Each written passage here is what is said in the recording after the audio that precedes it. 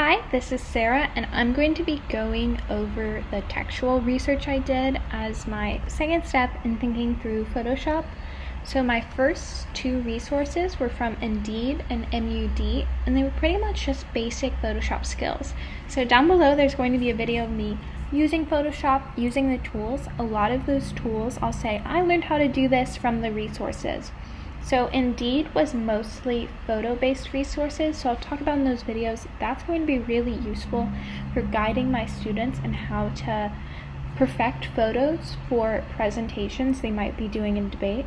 And that MUD resource was a lot of more design-oriented things, so those things I'll be using as I create my resources, and also students can use if they're making posters. What I really valued about this round of research was that last AOE, which stands for Arts of Education University, and that taught me how to teach Photoshop. And it was really helpful as I think through teaching myself, but also I'm hoping to teach my students how to use Photoshop for debate and for marketing purposes, because I think that's just another form of debate. And what it taught me is that students need to be using it.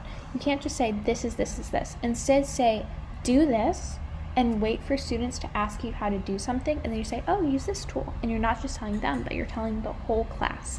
And so you give them a simple assignment that focuses on one skill, maybe using layers, maybe using the brush tool, maybe using some photo editing skills, maybe importing things, maybe using text. You're using one skill, one tool, and having students discover for themselves how to do it.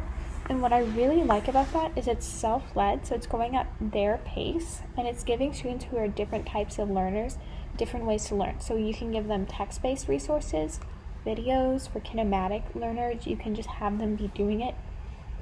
And I think that really ties into the overarching UDL of using technology, because students are coming in with such different experiences that it's really hard to create that level playing field.